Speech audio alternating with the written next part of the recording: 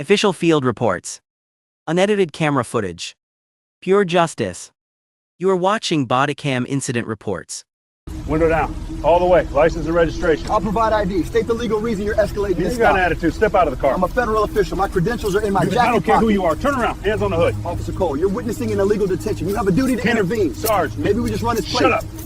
The cold rain was hammering against the windshield of the sleek black sedan when Director Anthony Graves heard the command that would dismantle a corrupt police department. He had been driving home after a grueling 18-hour shift, his eyes heavy, his body aching for rest. The flashing blue lights of the roadside checkpoint had seemed like a minor annoyance, a standard delay on his commute back to the quiet suburbs.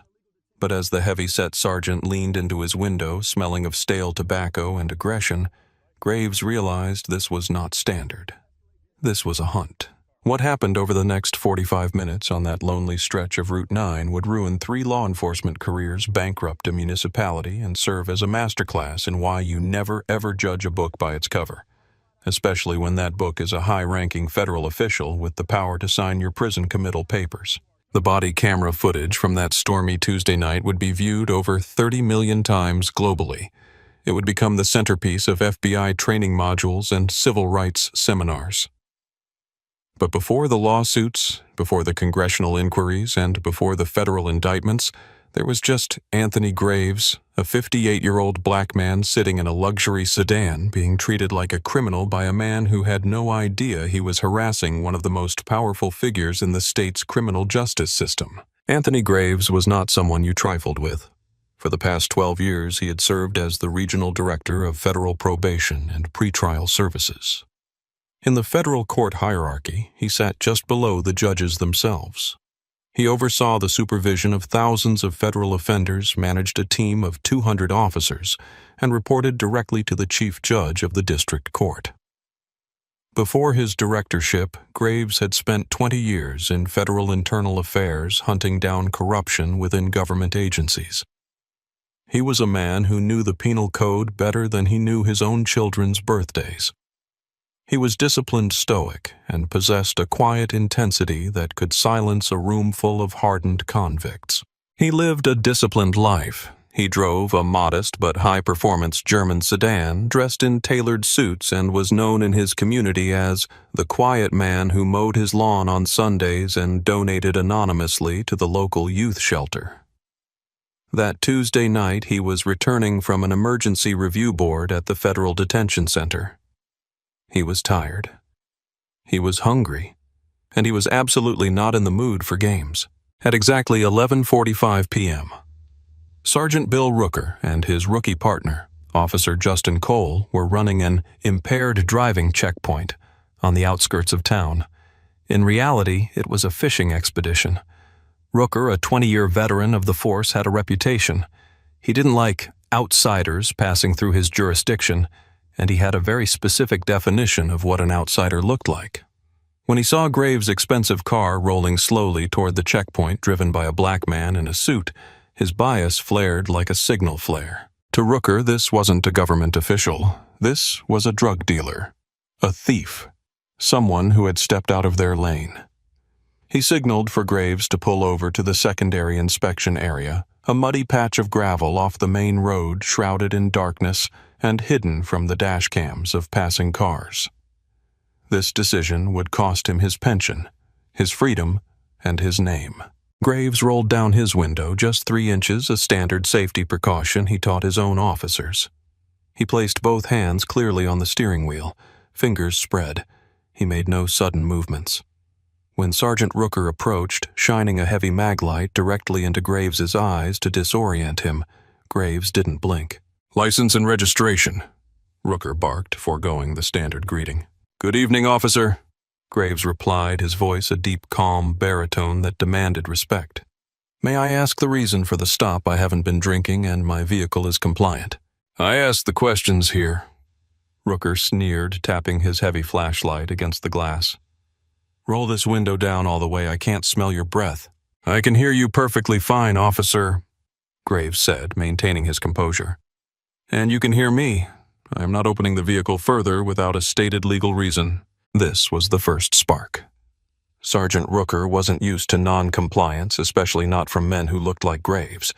To Rooker, knowing your rights was a sign of guilt. He turned to his partner, Officer Cole, a nervous rookie who had only been on the force for 6 months. "Look at this!" Rooker laughed loud enough for the audio to pick up. "We got a lawyer here. Or maybe he's hiding the smell of weed. What do you think, Cole?" Cole shifted uncomfortably. "I don't smell anything, Sarge. Maybe we just check his ID and let him go." "Shut up," Rooker snapped. He turned back to Graves. "Step out of the car, now." "I am not stepping out of the vehicle," Graves stated, his eyes locking onto Rooker's. "Under Pennsylvania versus Mims, you can order me out for safety, but you are currently escalating a routine stop without cause. I am a federal officer. I am identifying myself now. My credentials are in my jacket pocket." Rooker didn't hear federal officer. All he heard was no. "I don't care who you think you are," Rooker yelled, losing his temper. He reached for the door handle. It was locked. "Open this door or I'm breaking the glass." Graves, realizing the situation was deteriorating rapidly, made a calculated decision. He unlocked the door. He knew that if he resisted even passively, this man might escalate to physical violence that could be fatal. Graves slowly opened the door and stepped out, keeping his hands raised and visible. He stood 6 feet 2 inches tall, towering over the stocky Sergeant Rooker. "Turn around." "Hands on the hood," Rooker screamed, grabbing Graves by the shoulder and spinning him around. He slammed Graves's chest against the wet metal of the car hood. "This is unnecessary force," Graves said, his face pressed against the cold steel. "I have identified myself as a federal employee. You are making a mistake, Sergeant." "The only mistake is you coming into my town," Rooker hissed into his ear. He kicked Graves's legs apart, searching him aggressively. He patted down Graves's suit, feeling the quality of the fabric, but too blinded by rage to process it. When he reached the inside pocket, he felt a wallet. He yanked it out and threw it onto the wet gravel without even looking at it. "You looking for drugs, weapons?" Rooker taunted. "Where is it? A car this nice, you gotta be moving something." "Officer Cole," Graves called out to the rookie, ignoring Rooker. "You are witnessing a violation of Civil Rights Title 18, Section 242. You have a duty to intervene. If you do not stop this illegal search, you will be charged as a co-conspirator." Cole froze. He looked at the calm, authoritative man pinned to the car, then at his enraged sergeant. Fear of his superior won out. Cole looked away, pretending to check traffic. That moment of cowardice would seal his fate. Rooker handcuffed Graves. He didn't use the standard technique. He ratcheted the cuffs so tight they bit into Graves's wrists, cutting off circulation. He shoved Graves toward the muddy embankment, forcing him to sit in the rain and sludge, ruining his suit. "Sit there and shut up," Rooker spat. "I'm tearing this car apart." For the next 25 minutes, Anthony Graves sat in the rain watching Sergeant Rooker violate every protocol in the book. He watched Rooker dive into the car without a warrant. He watched him throw confidential case files onto the wet ground. He watched him rip open the glove box and center console. Graves wasn't worried. He was calculating. He knew something Rooker didn't. The sedan was a government-issued vehicle equipped with a state-of-the-art surveillance package. There were cameras in the dashboard, the rear-view mirror, and the rear deck. There were microphones in the cabin and on the exterior frame. The system was cloud-based, uploading in real time to a secure Department of Justice server. Every racial slur, Rooker muttered, every illegal action, every threat was being recorded in 4K resolution and stored on federal servers 300 miles away. Rooker grew increasingly frustrated as he found nothing. No drugs, no stolen cash, just files, a gym bag, and a thermos. Desperate to justify the stop and the abuse, he popped the trunk. Inside, he found a locked, heavy-duty Pelican case bolted to the frame. It was marked with a red sticker. Property of U.S. GOVT, DOJ. Do not tamper. A smart officer would have stopped there. A smart officer would have called a supervisor. Sergeant Rooker was not a smart officer. He saw a locked box and assumed it held the contraband he needed to plant or find. "Gotcha," Rooker grunted. He went back to his patrol car and retrieved a crowbar. "Officer," Graves shouted from the mud, his voice cutting through the rain. That is a secured federal container containing classified probation data. If you force that open, you are committing a federal felony. Do not do it. Watch me, Rooker yelled back. He jammed the crowbar under the lid of the case. With a sickening crunch of plastic and metal, he pried the lock open. The lid flew back. Rooker shined his flashlight inside, expecting kilos of cocaine or stacks of cash. Instead, he found a tactical vest with Federal Probation emblazoned in yellow letters. He found a high-frequency government radio. He found a stack of warrants signed by federal judges. And right on top, resting in a leather molding, was a gold badge and a photographic ID card that read, Anthony Graves, Regional Director, Federal Department of Justice. The silence that fell over that roadside was heavier than the rain. Rooker stared at the badge. He looked at the vest. He looked at the warrants. His brain tried to process what he was seeing. He picked up the ID card. The face on the card was the same face he had just slammed into a car hood. The title, Regional Director, stared back at him. Rooker felt a cold knot of dread form in his stomach. He slowly turned his head to look at the man sitting in the mud. Graves wasn't shivering. He wasn't crying. He was watching Rooker with the cold, predatory gaze of a man who knows he has just won the war. Officer Cole, Rooker croaked, his voice trembling. Come here. Cole walked over and looked into the trunk. He gasped, audible. Oh my God, Sarge, that's a Fed. That's a director. He didn't tell me. Rooker stammered, trying to build a defense that didn't exist. He didn't identify himself properly. I identified myself 3 times, Graves said from the ground. He didn't shout. He didn't need to. I told you exactly who I was. I told you exactly what laws you were breaking. And I told you exactly what was in that box. Officer Cole, remove these handcuffs. Now. Cole rushed over, fumbling for his keys. He unlocked the cuffs, his hands shaking so badly he dropped the keys twice. Graves stood up slowly. He rubbed his wrists, which were bleeding slightly. He brushed the mud off his trousers. He didn't look at Cole. He walked straight to Rooker. Rooker, the bully who had been so loud and aggressive just moments ago, looked like a child caught stealing from the collection plate. He held out the ID card with a shaking hand. Director, look, we got a report of a stolen vehicle matching this description. Rooker lied, his voice cracking. I was just doing my job. You were resisting. If you had just shown me this earlier. Stop talking, Graves said. His voice was ice cold. You broke the seal on a classified Department of Justice container. You assaulted a federal officer. You deprived a citizen of their civil rights under color of law. And you did it all while calling me boy and telling me I didn't belong in a car like this. I never said that, Rooker lied again. Graves pointed to the small black dome on the trunk lid of his car.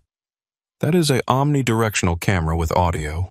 It's been live streaming to the DOJ server in Washington since you turned on your lights. They heard everything, Sergeant. They saw everything. Rooker's face went pale. All the blood drained from his cheeks. He looked at the camera, then back at Graves. He realized in that moment that his life as he knew it was over. I need my phone, Graves said. Where is it? It's in the car, Rooker whispered. Graves retrieved his phone from the passenger seat where Rooker had tossed it. He didn't dial 911. He didn't dial the local police chief. He dialed a number from his favorites list. This is Director Graves, ID code Alpha 79. I need an immediate response to Route 9 mile marker 4. I have been assaulted and illegally detained by local law enforcement. I have 2 officers on scene who have breached a classified container.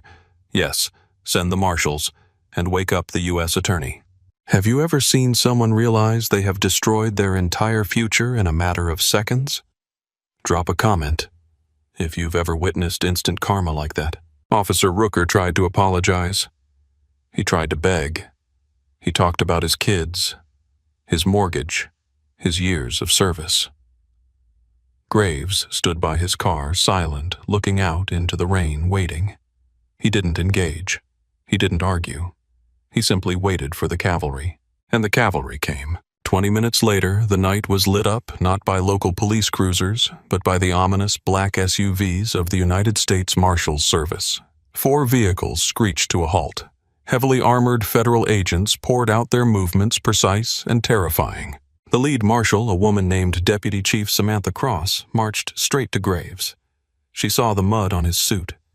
She saw the blood on his wrists. She saw the open evidence case in the trunk. Her expression turned to stone. "Director," she said, nodding to Graves. Then she turned to Rooker and Cole. "You two. Hands on your heads, now." The irony was palpable. The officers who had been barking orders were now being ordered down. They were disarmed, handcuffed, and placed in the back of separate federal vehicles. They weren't read their Miranda rights by a local buddy. They were read their rights by a U.S. Marshal who looked at them with utter contempt. By morning, the story was everywhere. The dash cam footage was released by the DOJ within 48 hours, a move authorized by the Attorney General himself to quell rising public anger. The video was damning. It showed Graves's calm compliance and Rooker's unhinged aggression. It captured the racial slurs. It captured the illegal search. It captured the moment Rooker broke the lock. But the investigation that followed revealed that this wasn't an isolated incident. Special Prosecutor Jonathan Reed was assigned to the case. He was known as the Wolf for how he handled public corruption cases. He ordered a complete audit of Sergeant Rooker's body cam footage for the last 2 years. What they found was a horror show. Rooker and Cole had been running what they called the night shift. They targeted minority drivers, doctors, students, contractors, anyone who couldn't easily fight back. They would pull them over, terrorize them, conduct illegal searches, and often steal cash or property, knowing the victims would be too afraid to report it. They found footage of Rooker destroying a Hispanic college student's laptop because he didn't like his attitude. They found footage of him threatening a black nurse with a taser because she asked why she was stopped. There were 42 documented incidents, 42 victims, and the department leadership had ignored every single complaint. The indictment came down like a hammer from the gods.